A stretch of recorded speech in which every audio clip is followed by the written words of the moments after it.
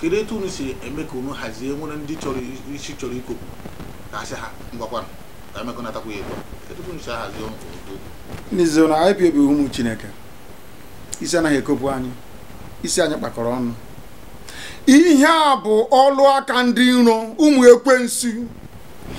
n'ihi na ha hụrụ na IPOB ma ihe ha na-eme na anyị guzosiri ike inwere onwe anyị ha wee na-achọ ihe ha ga-eme ga-ebutere anyị aha ọjọọ ka ndị mmadụ kpọọ anyị asị ihe ọjọọ mee asị n'ọwa anyị mere ya gụwa na onwe gị nọ na Anambra ebe a niile ha na-arụtụ aka sị n'ọbụ ebe anyị gara aga gasasị ihe ndị mmadụ na-eme onwekwa onye si n'obodo ahụ ga-eguzo ọtọ si na ahụrụ mgbe ihe dị etu a mere ihe awa ọlụ aka ndị iro wee daa isi sị anyị ga-emebiriri ihe IPOB na-eme anyị ga-etinye ha na nsogbu anyị ga-ahụ na ọ bụ okene ọlụ anyị ịhụ na ndị be anyị kpọrọ IPOB asị ọ bịa ihe ha na-eme ihe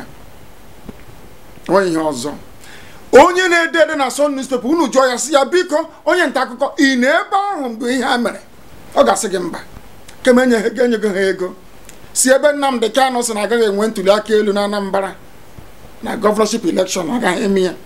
n'ihi ya ka anyị gasa ihe na-eme ihe ọ na-eme ka anyị laa aha ya n'iyi kama na Chineke na anyị na-efe na alụrụ anyị ọgụ ọ ga-eme ihe na-eme ha niile n'otu n'otu onye ọwụla ma ihe mana anyị na-etu onwe anyị ụmụ Chineke anya na-amanye aka n'ihe ọjọọ akwa m gara Ebonyi Abakaliki mechie nga Owerri mechie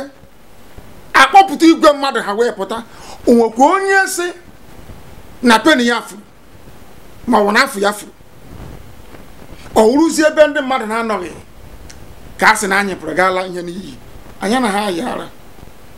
ndị eziokwu ka anyị bụ ihe anyị na-ekwusi ike bụ na agaghị enwe ntuli aka elu na Anambra anyị mechie Anambra ụbọchị ahụ Biafra dị nso nso